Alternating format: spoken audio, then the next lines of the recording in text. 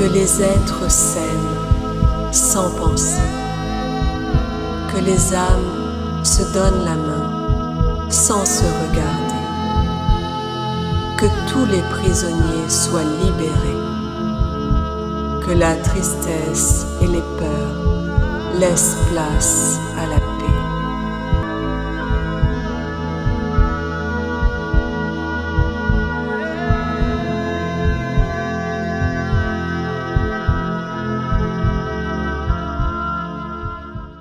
Hello tout le monde, je viens faire aujourd'hui une petite capsule questions-réponses.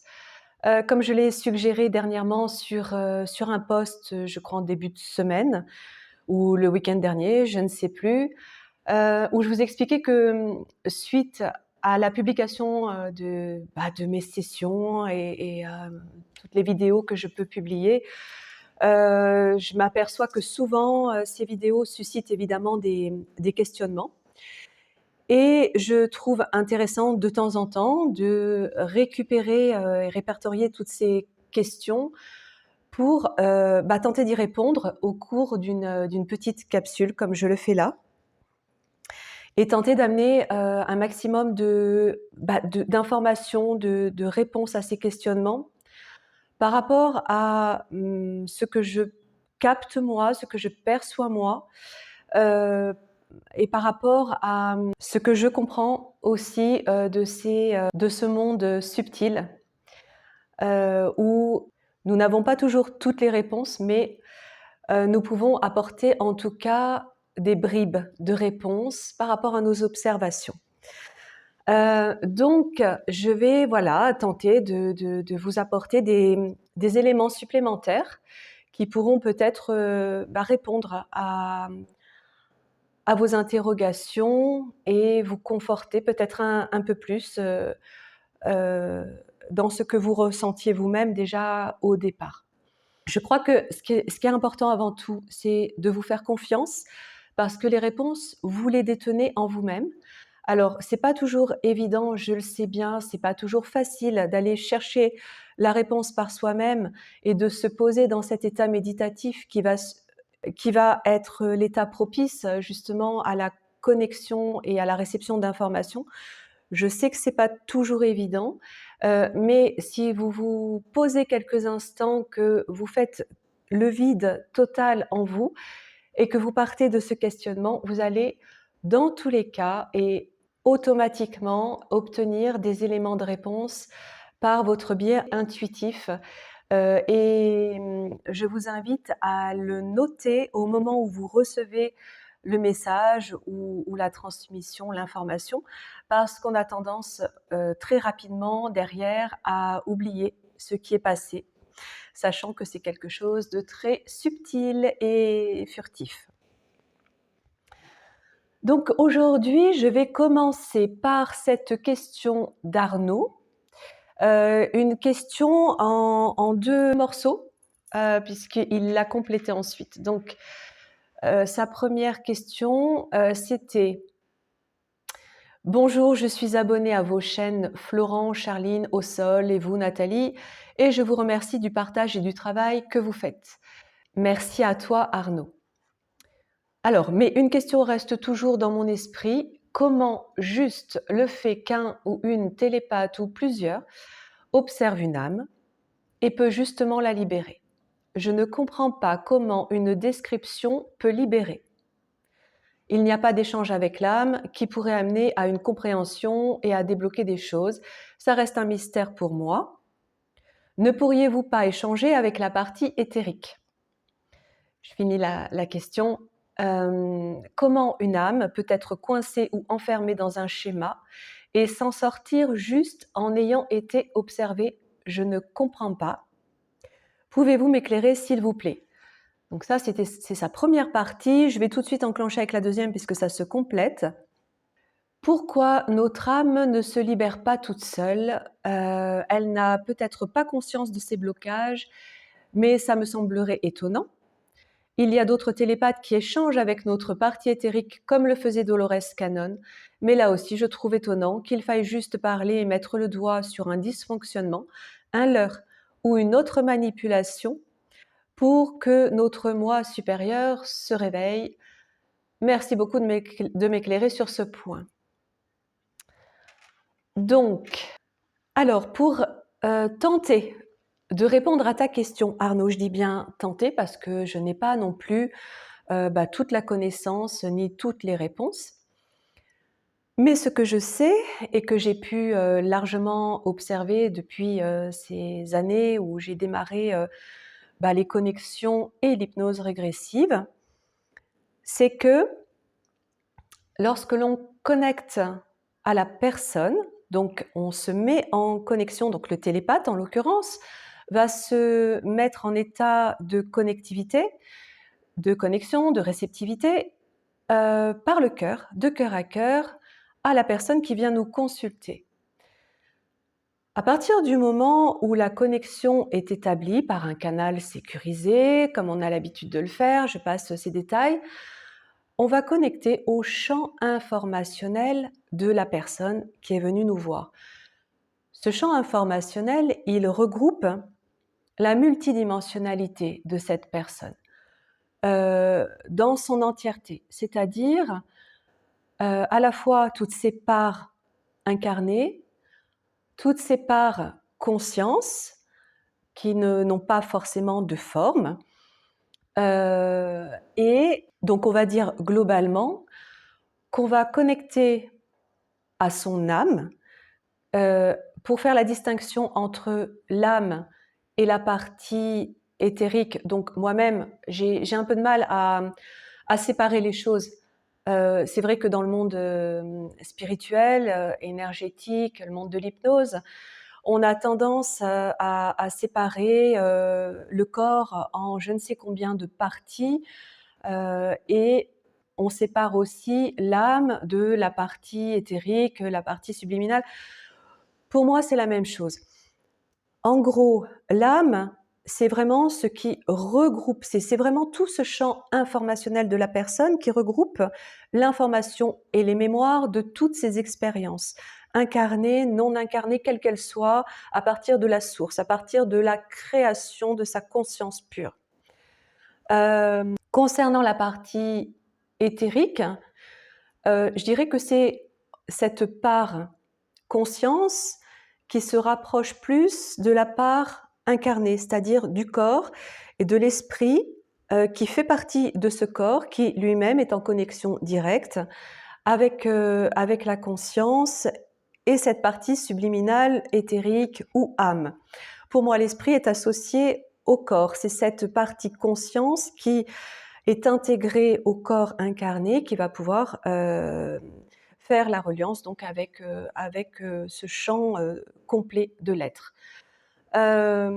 Par aussi l'interface qui n'est autre que notre cerveau qui est l'outil qui nous permet aussi d'établir cette connexion entre nous ici et nous ailleurs.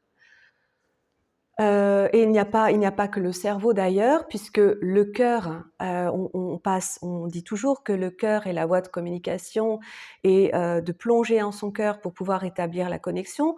Mais le cœur étant empli de notre conscience, étant lui-même conscience, notre cerveau, lui, est l'outil qui va permettre à cette conscience de communiquer entre le bas et le haut. Et le cœur est en communication directe aussi avec le cerveau. Je ne sais pas si c'est très clair, mais voilà, je vous dis les choses comme elles me viennent au fur et à mesure en tentant de répondre à la question. Donc, pour revenir au but de cette question, on va se connecter à cette part de la personne qui va nous transmettre, nous montrer, nous amener l'information pertinente et utile le jour de la connexion. Parce que quand la personne vient nous voir pour des problématiques, le jour où elle vient nous consulter et que l'on va se connecter à elle, ce jour-là, c'est cette partie d'elle qui va venir à notre rencontre et nous porter l'information utile pour la personne à ce moment clé. C'est-à-dire que si on se connecte de la même façon le lendemain, ce ne sera pas forcément la même part d'elle qui viendra se connecter à nous. Parce que tout est inscrit dans une chronologie en dehors du temps, mais une chronologie intelligente qui va faire qu'à chaque instant, on va connecter à quelque chose qui sera différent de l'instant d'après. Parce qu'à ce moment-là, cette personne a besoin d'entendre cette information-là.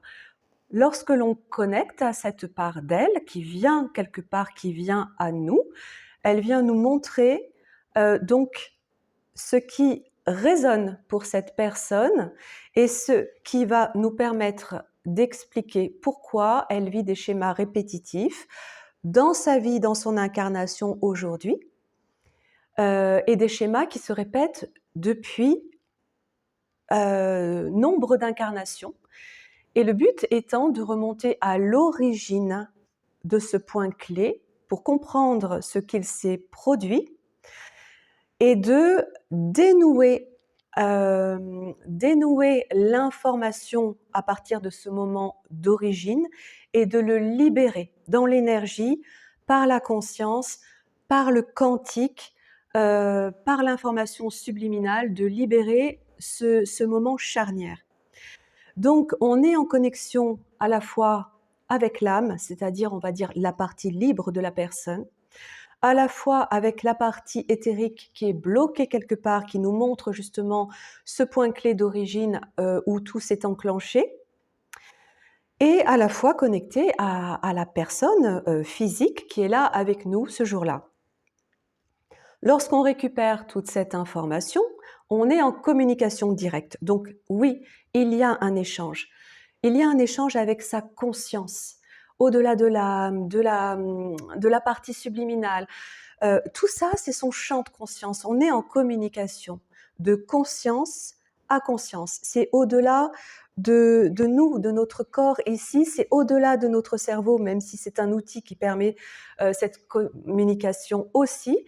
C'est au-delà de tout ça et c'est là où il est important de vraiment tout lâcher pour pouvoir laisser place à cette communication subtile qui se fait naturellement et toute seule.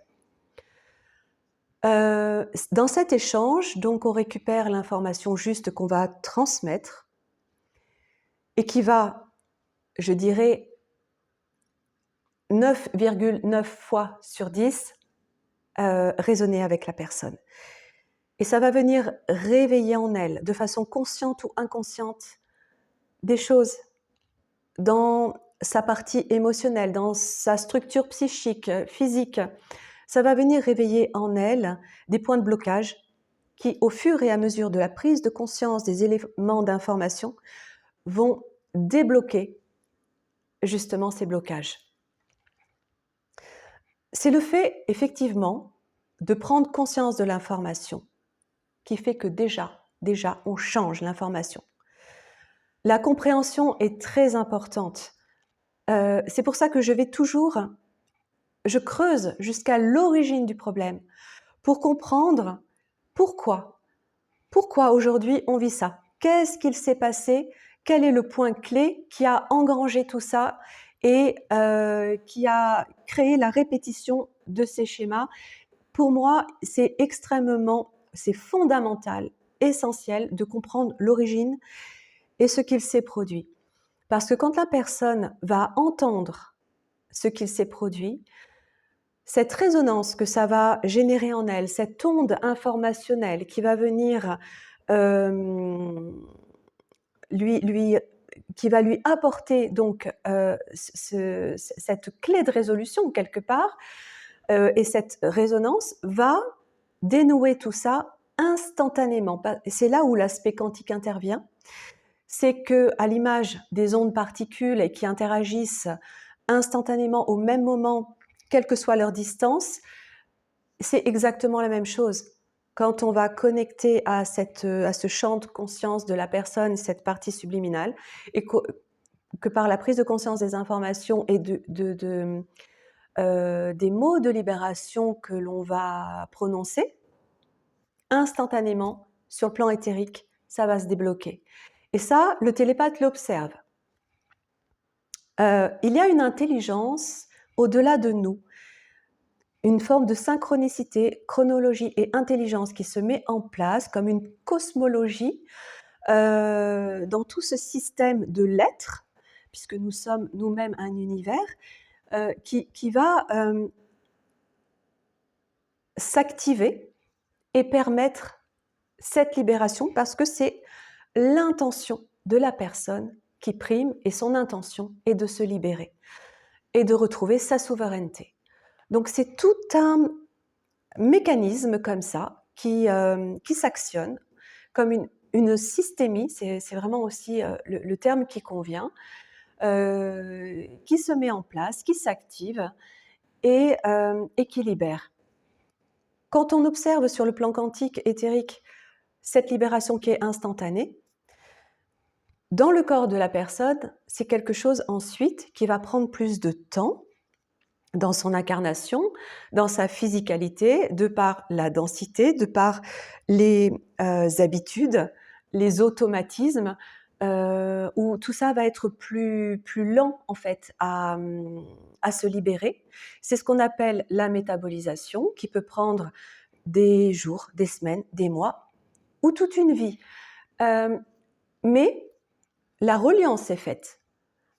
La reliance entre l'être incarné et son champ de conscience, son âme, sa partie éthérique, ça, c'est fait, c'est renoué, c'est relié. Donc, à partir de là, il faut simplement le temps d'infuser l'information, le temps de l'intégrer ici, à partir de ses schémas, de son éducation, de ses croyances, etc. Et tout doucement, et l'accompagner. Et tout doucement, la libération se fait. Et pour revenir à la question pourquoi notre âme ne se libère pas toute seule, elle n'a peut-être pas conscience de ses blocages, mais ça me semblerait étonnant. L'âme, elle est par définition libre. C'est la part, alors, à la fois la partie incarnée et la partie éthérique en reliance directe avec la part incarnée, qui peut être prisonnière.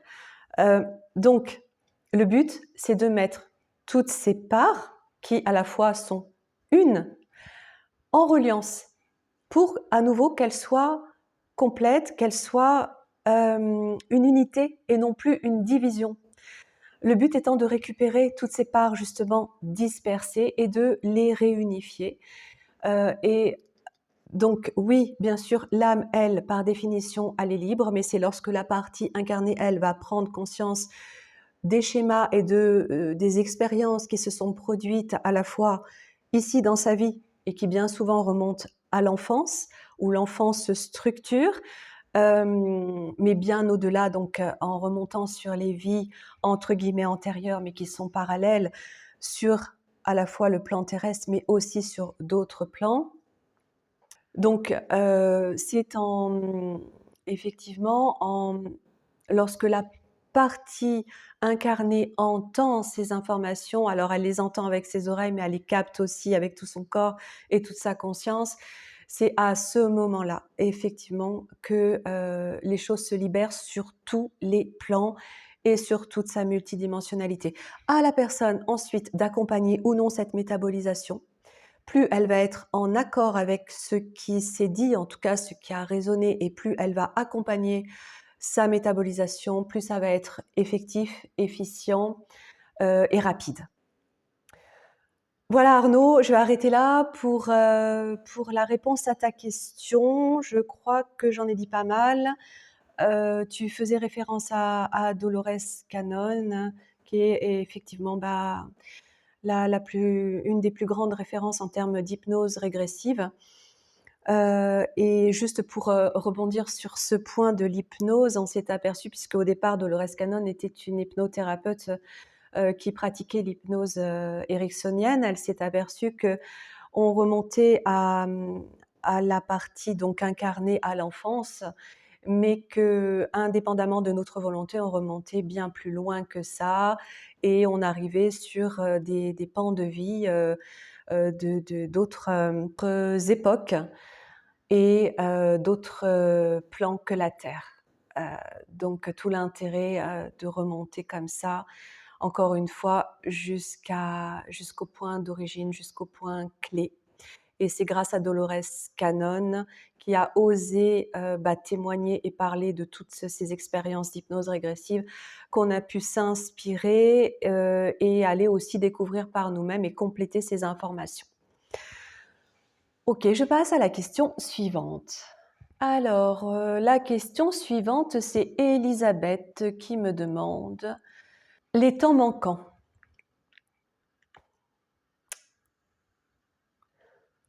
Que sont les temps manquants?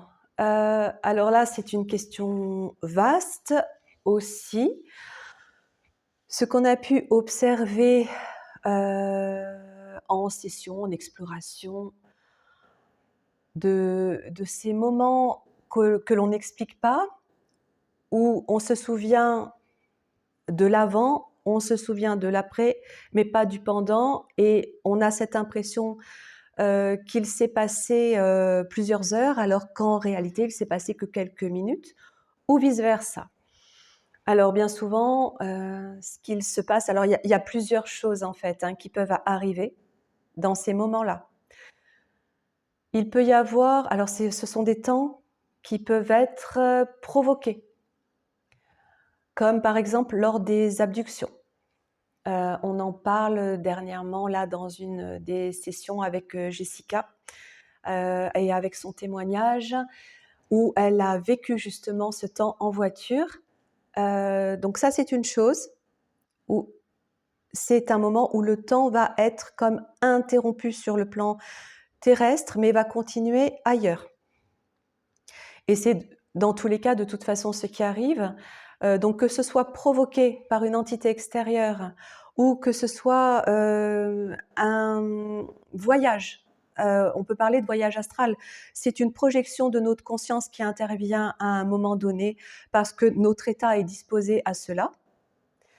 Le temps va se découler ici sur Terre comme il se découle d'habitude, mais lorsque nous sommes projetés ailleurs, donc par force ou pas, on va être projeté sur un espace-temps, on parle d'espace-temps différent, où le temps ne se décompte pas du tout de la même façon et peut être beaucoup plus rapide, peut être accéléré, ou alors paraître beaucoup plus long. Et lorsque l'on revient, lorsque notre conscience réintègre notre corps, on reprend le fil du temps terrestre et on s'aperçoit, il y a comme quelque chose de bizarre parce que on se réajuste en fait à une horloge qui est différente de celle sur laquelle on était juste avant, et on réalise à ce moment-là qu'il s'est passé quelque chose. Voilà comment je peux l'expliquer. Il y a différents plans dimensionnels, différentes strates qui sont des dimensions et des densités différentes, où le temps est complètement différent également, et c'est pour ça qu'on dit que le temps est relatif, et merci aux recherches d'Einstein qui ont permis de découvrir cela. Et c'est simplement un voyage entre ici et ailleurs où on va vivre parallèlement sur un temps différent, des choses différentes. Et quand on revient, on en reprend conscience. Bon, après, c'est vrai que c'est une question très, très ouverte qui nous amènerait à différentes observations et témoignages qu'on pourrait raconter et observer et tenter d'expliquer. En réponse courte, voilà ce que je peux donner aujourd'hui. Je passe à la question suivante. Alors, ça va être la question de Pascal. Est-ce que nos défunts, je pense particulièrement à mon jeune fils, une fois libérés de leur véhicule physique, prennent conscience de l'immensité de la réalité que vous décrivez dans vos enquêtes, de l'évolution de l'humanité et de l'énorme changement qui se joue actuellement? Alors, là aussi, il y a plusieurs possibilités. Je dirais que, à la fois, tout dépend de l'état de conscience de la personne au moment de son départ, mais aussi de l'accompagnement qu'elle va avoir à partir des personnes de son entourage sur le plan terrestre. Parce que lorsque l'on est incarné, ici, sur cette, 3e dimension, sur cette densité lourde, on est soumis aux effets de cette matrice, dans laquelle nous vivons, cette matrice artificielle qui est en train de dégager. On y est malgré tout et depuis très, très longtemps encore soumis. Donc à la fois, si la personne a conscience de cela, lorsqu'elle va partir, elle va très, très rapidement être libérée de ce système matriciel simplement parce qu'elle en a conscience. Si elle y est rattachée par tous les mécanismes de l'éducation, des croyances, des religions, des dogmes, de tout ce que l'on connaît, ça va être plus compliqué parce qu'elle va possiblement rester bloquée dans cette 4e dimension qui est justement rattachée et fait partie de cette matrice, et avoir difficilement la possibilité, de s'extirper de là. Et d'où l'intérêt là, à ce moment-là, d'être très, très entouré par les proches, et par la transmission, leur transmission en fait des mots qu'ils vont pouvoir communiquer, à l'être aimé qui disparaît de cette terre, dans le sens de cette, évolution de conscience et libération de l'esprit, et de la conscience et de l'âme, on va dire, pour l'accompagner et l'aider à sortir de cette strate prison. Encore une fois, tout ça, ça se passe dans le cœur.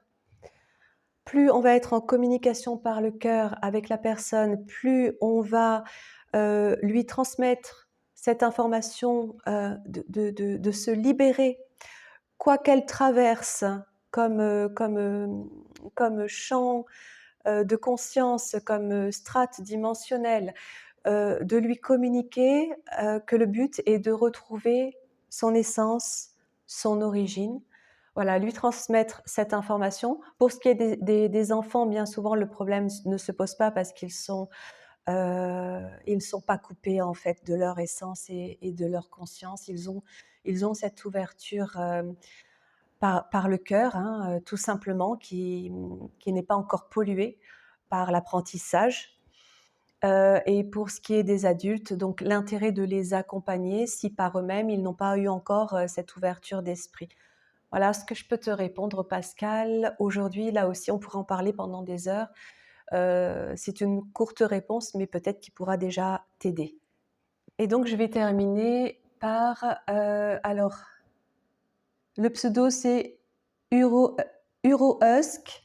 Y a-t-il une fin à la quête de notre multidimensionnalité? Jusqu'où aller en HRE, donc hypnose régressive ésotérique? Moi, je l'appelle hypnose régressive quantique ou spirituelle, plutôt qu'ésotérique parce que ça peut avoir une certaine connotation, peu importe. Jusqu'où aller et en auto-hypnose sans se perdre? Donc, y a-t-il une fin à la quête de notre multidimensionnalité? Il faut avouer que c'est souvent bien plus passionnant que notre 3D. Y a-t-il une fin? Je dirais en fait, encore une fois, il n'y a ni début ni fin. Donc c'est une quête permanente et infinie. Et en même temps, c'est une quête à la découverte de l'information que nous avons en nous-mêmes, à la redécouverte de cette information, et à l'accès, en fait, à l'accès de cette connaissance que nous avons en nous, qui nous permet d'avoir réponse à tout. Ça ne veut pas dire d'apporter la vérité, ça veut dire d'avoir une réponse. Chacun a sa propre réponse et chacun a sa propre vérité. Donc non, je dirais qu'il n'y a pas de fin, et en même temps, tant mieux, parce que ce serait limiter un champ qui est à la fois universel, infini, et qui se redéfinit à chaque instant. Voilà. Eh bien écoutez, j'ai adoré faire cette capsule, j'espère qu'elle vous parlera. Et puis n'hésitez pas, soit de revenir sur ce post récent pour continuer de poser vos questions pour que je puisse en refaire une prochainement, soit de m'écrire par mail. Vous avez toutes les informations sur ma chaîne pour poser vos questions. Je vous embrasse fort et je vous dis à très bientôt.